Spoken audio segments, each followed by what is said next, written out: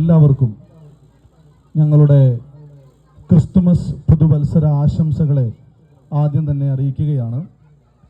ഞാനിവിടെ നിൽക്കുമ്പോൾ നിങ്ങൾ ചിന്തിക്കരുത് ഇത് വേറെ എവിടുന്നോ ഒക്കെ വന്നേക്കുന്ന ആളുകളാണ് ഇവിടെ ഈ പരിപാടി നടത്തിക്കൊണ്ടിരിക്കുന്നതെന്ന്. ഞാൻ പഠിച്ചത് ഈ കാട്ടുമുണ്ട UP സ്കൂളിലാണ്. ഞാൻ എൻ്റെ നാട്ടിൽ എൻ്റെ നാട്ടുകാരുടെ മുമ്പിലാണ് ഇപ്പോൾ നിൽക്കുന്നത്. അതിലെനിക്ക് വളരെ വളരെ സന്തോഷമുണ്ട്. ഏകദേശം ഒരു 20-22 വർഷങ്ങൾക്ക് മുമ്പ് ഈ കാട്ടുമുണ്ട UP സ്കൂളിൽ ഒരുപക്ഷെ എൻ്റെ കൂടെ പഠിച്ച പലരും ഇവിടെ എൻ്റെ മുൻപിലുണ്ട് എന്നെനിക്കറിയാം. വേഗത്തിൽ ക്രിസ്തുമസിൻ്റെ ഒരു സന്ദേശം ചെറിയ വാക്കുകളിൽ നിങ്ങളെ അറിയിച്ച് നമുക്ക് വീണ്ടും ചില പാട്ടുകൾ പാടാം. വീണ്ടും നമുക്ക് കുറച്ചു നേരമൊക്കെ ഡാൻസൊക്കെ കളിച്ചിട്ട് നമുക്ക് ഈ ക്രിസ്തുമസ് രാവിൽ നമുക്ക് പിരിയാം. ഒരു കഥ പറഞ്ഞുകൊണ്ട് ഞാൻ ആരംഭിക്കാം. ഒരിക്കൽ ഒരു ദമ്പതികൾ, ഒരു ചെറുപ്പക്കാരായ ദമ്പതികൾ ഒരു റെസ്റ്റോറൻറ്റിലേക്ക്, ഒരു ഹോട്ടലിലേക്ക് കയറി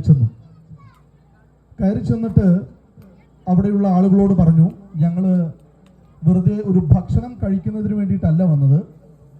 ഇന്ന് ഞങ്ങളുടെ മൂത്ത പുത്രൻ്റെ ജന്മദിനമാണ്. അവൻ്റെ ജന്മദിനത്തിന് ആഘോഷിക്കാൻ വേണ്ടിയിട്ടാണ് ഞങ്ങൾ ഇവിടെ കടന്നു വന്നിട്ടുള്ളത്.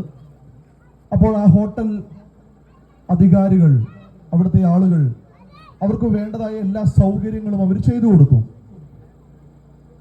അങ്ങനെ ഒരു ബർത്ത്ഡേ സെലിബ്രേഷന് വേണ്ട എല്ലാ സാഹചര്യങ്ങളും ആ റെസ്റ്റോറൻറ്റിൽ ഒരുങ്ങി.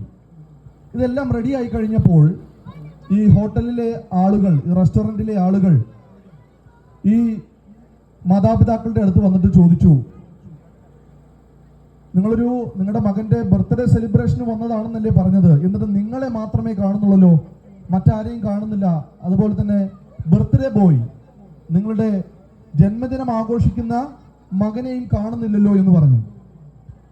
അപ്പോൾ ആ മാതാപിതാക്കൾ ഒരു വിചിത്രമായ മറുപടിയാണ് അവർക്ക് കൊടുത്തത്. അവരിങ്ങനെയാണ് പറഞ്ഞത്, ഞങ്ങളുടെ മകൻ ഭയങ്കര കുസൃതിയുള്ളൊരു പയ്യനാ, അവൻ ഭയങ്കര വഴക്കാളിയാ, അതുകൊണ്ട് അവനെ പുറത്തെവിടെയും കൊണ്ടുപോകാൻ പറ്റത്തില്ല. ഭയങ്കര വികൃതി ആയതുകൊണ്ട് അവനെ പുറത്തെവിടെയും കൊണ്ടുപോകാൻ കഴിയുകയില്ല. ഒരുപക്ഷെ ഇതുപോലെയാണ് ഇന്ന് ക്രിസ്തുമസ് ആഘോഷങ്ങൾ നടക്കുന്നത്. ക്രിസ്തു ഇല്ലാത്ത ക്രിസ്തുമസുകളാണ് ഇന്ന് പല സ്ഥലങ്ങളിലും ആഘോഷിക്കപ്പെട്ടുകൊണ്ടിരിക്കുന്നത്.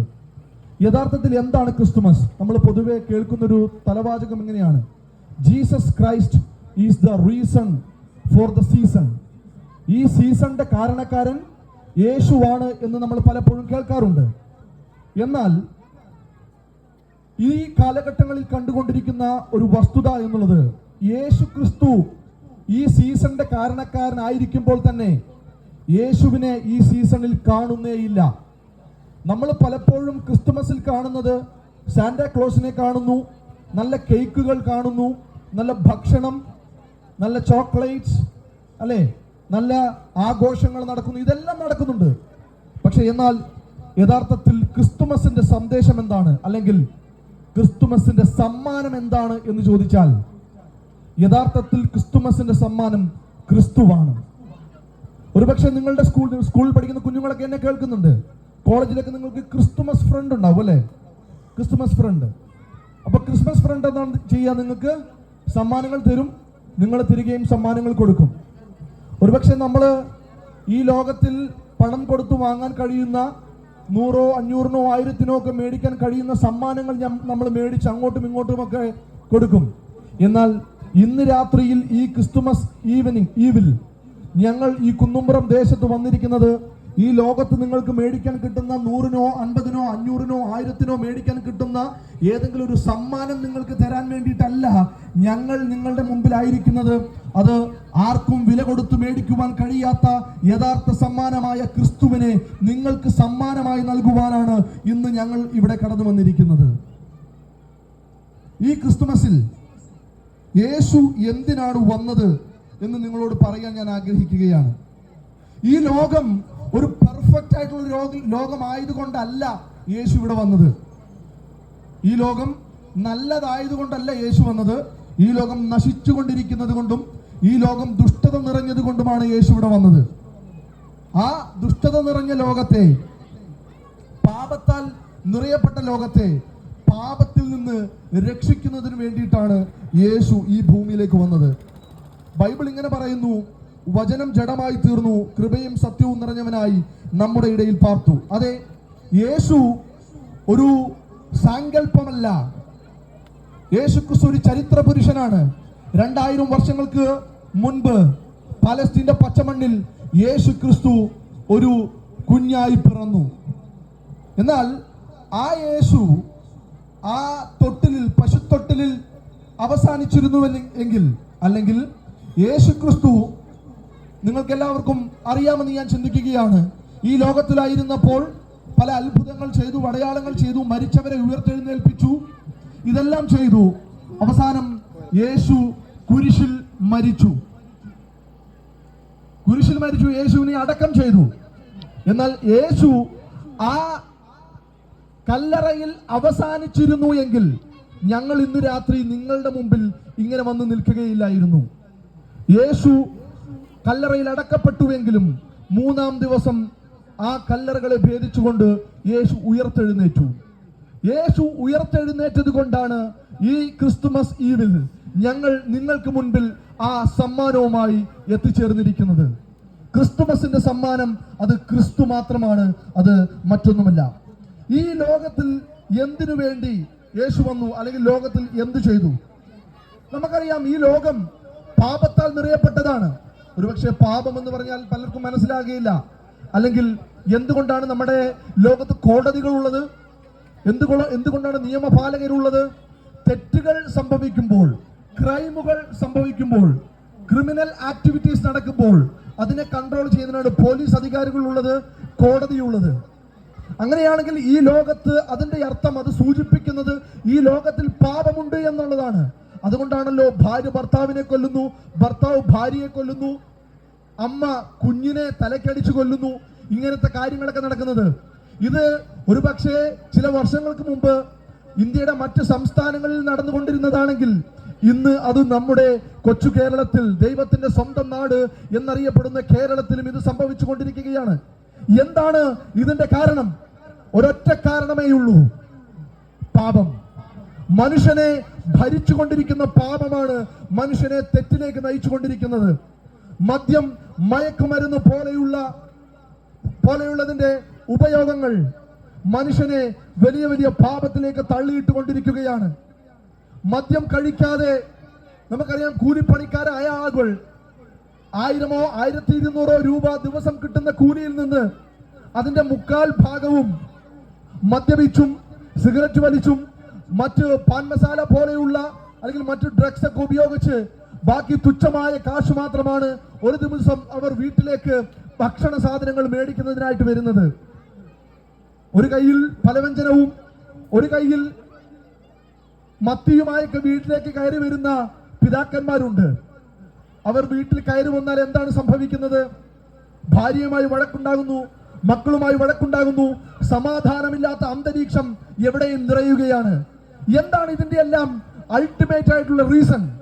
ഇതിന്റെ കാരണം മറ്റൊന്നുമല്ല, മനുഷ്യനിൽ കുടികൊള്ളുന്ന പാപമാണ്. അങ്ങനെയാണെങ്കിൽ ഞാൻ ഇന്നിവിടെ പ്രസംഗിക്കുന്ന യേശു എന്തിനാണ് ഈ ലോകത്തിലേക്ക് വന്നത് എന്ന് ചോദിച്ചാൽ അതിനൊരൊറ്റ ഉത്തരമാണുള്ളത്. എന്റെയും നിങ്ങളുടെയും പാപത്തെ കഴുകിക്കളയുവാനാണ് യേശു ക്രിസ്തു ഈ ഭൂമിയിലേക്ക് വന്നത്. യേശു ഒരു കുഞ്ഞായി ജനിച്ചുവെങ്കിലും 33.5 വർഷക്കാലം യേശു ഈ ഭൂമിയിൽ ജീവിച്ചു. അതിൽ 3.5 വർഷക്കാലം തന്റെ ശുശ്രൂഷകൾ താൻ ചെയ്തു, വലിയ അത്ഭുതങ്ങൾ ചെയ്തു, അടയാളങ്ങൾ ചെയ്തു. ഇതെല്ലാം ചെയ്തെങ്കിലും ഇതൊന്നുമല്ല യേശു ക്രിസ്തുവിന്റെ വരവിന്റെ ഉദ്ദേശം. യേശു ക്രിസ്തുവിന്റെ വരവിന്റെ ഉദ്ദേശം നമ്മൾ ക്രിസ്തുമസ് ആഘോഷിക്കുക എന്നുള്ളതല്ല.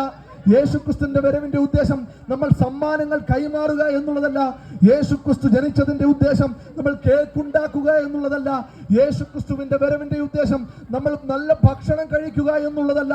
യേശുക്രിസ്തുവിന്റെ വരവിന്റെ ഉദ്ദേശം നമ്മൾ ഡാൻസ് കളിക്കുക എന്നുള്ളതല്ല. യേശുക്രിസ്തുവിന്റെ വരവിന്റെ ഉദ്ദേശം എന്ന് പറയുന്നത് എന്റെയും നിന്റെയും ഈ സകല ലോകത്തിന്റെയും മാനവരാശിയുടെയും പാപത്തിന്റെ പരിഹാരമായി മരിക്കുവാൻ വേണ്ടിയിട്ടാണ് യേശു ക്രിസ്തു ഈ ഭൂമിയിൽ ജനിച്ചത്. അങ്ങനെയാണെങ്കിൽ എന്നെ കേട്ടുകൊണ്ടിരിക്കുന്ന എൻ്റെ സ്വന്തം നാട്ടുകാരെ, എനിക്ക് നിങ്ങളോട് പറയാനുള്ളത് ഇതാണ്. യേശു ഈ ഭൂമിയിലേക്ക് വന്നത് ക്രിസ്ത്യാനികൾക്ക് വേണ്ടിയിട്ടല്ല. യേശു ഈ ഭൂമിയിലേക്ക് വന്നത് ക്രിസ്തു മതം സ്ഥാപിക്കുവാനല്ല. യേശു ഈ ഭൂമിയിൽ ജനിച്ചത് എനിക്കും നിങ്ങൾക്കും വേണ്ടിയിട്ടാണ്. എന്റെയും നിങ്ങളുടെയും പാപത്തിന്റെ പരിഹാരത്തിന് വേണ്ടിയിട്ടാണ് യേശു ഈ ഭൂമിയിലേക്ക് വന്നത്. ഇന്ന് നമ്മൾ ക്രിസ്തുമസ് ആഘോഷിക്കുമ്പോൾ നമ്മൾ മനസ്സിലാക്കേണ്ട വസ്തുത, ക്രിസ്തുമസ് സാന്റാക്ലോസ് അല്ല, ക്രിസ്തുമസ് കേക്ക് അല്ല, ക്രിസ്തുമസ് ആഘോഷങ്ങളല്ല, ക്രിസ്തുമസ് മദ്യം കഴിക്കുന്നതല്ല, ക്രിസ്തുമസ് സമ്മാനങ്ങൾ കൊടുക്കുന്നതല്ല. ക്രിസ്തുമസ് എന്നത് എന്നെയും നിങ്ങളെയും വീണ്ടെടുക്കുവാൻ, എന്റെയും നിങ്ങളുടെയും പാപത്തിന് പരിഹാരമായി മരിക്കുവാൻ കടന്നു വന്ന യേശു ക്രിസ്തുവിന്റെ ജനനത്തെയാണ് സൂചിപ്പിക്കുന്നത്. ഞാൻ ആദ്യം പറഞ്ഞ കഥയിൽ പറഞ്ഞല്ലോ, വികൃതി പയ്യനായ കുഞ്ഞിനെ കൊണ്ടുവരാതെ വന്ന മാതാപിതാക്കളുടെ കഥ.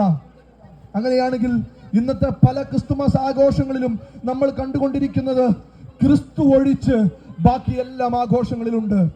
അങ്ങനെ ആയതുകൊണ്ടാണ് ഞങ്ങൾ ഇന്ന് രാത്രി നിങ്ങളുടെ മുമ്പിൽ ആ ക്രിസ്തുവിനെ പരിചയപ്പെടുത്തുന്നത്.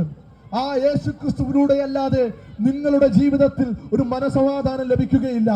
ആ യേശു ക്രിസ്തുവിലൂടെ അല്ലാതെ നിങ്ങളുടെ ജീവിതത്തിൽ രക്ഷ സംജാതമാകുകയില്ല. ആ യേശു ക്രിസ്തുവില്ലാതെ നിങ്ങൾക്ക് നിത്യത ലഭിക്കുകയില്ല.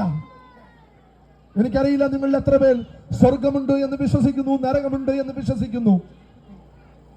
സ്വർഗം എന്നുള്ളത് നിങ്ങൾ വിശ്വസിക്കുന്നുവെങ്കിൽ നിങ്ങളെ ആ സ്വർഗത്തിലേക്ക് കൊണ്ടുപോകുവാൻ കഴിയുന്നവൻ ഞാൻ ഇന്ന് രാത്രി നിങ്ങളുടെ മുമ്പിൽ പ്രസന്റ് ചെയ്യുന്ന യേശു ക്രിസ്തു മാത്രമാണ് നിങ്ങളെ ആ നിത്യതയിലേക്ക്, ആ സ്വർഗരാജ്യത്തിലേക്ക് കൊണ്ടുപോകുക എന്നുള്ള വസ്തുത നിങ്ങൾക്ക് മുമ്പിൽ വെച്ചുകൊണ്ട് ഈ ക്രിസ്തുമസിന്റെ യഥാർത്ഥ സന്ദേശമായ യേശു ക്രിസ്തുവിനെ നിങ്ങളുടെ മുമ്പിൽ പരിചയപ്പെടുത്തിക്കൊണ്ട് ഞാൻ എൻ്റെ വാക്കുകളെ അവസാനിപ്പിക്കുന്നു.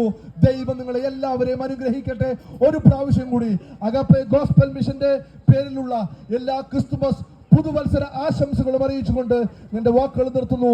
ഒരു പാട്ട് കൂടി നമ്മൾക്ക് കേൾക്കാം. ദൈവം നിങ്ങളെല്ലാവരെയും അനുഗ്രഹിക്കുമാറാകട്ടെ.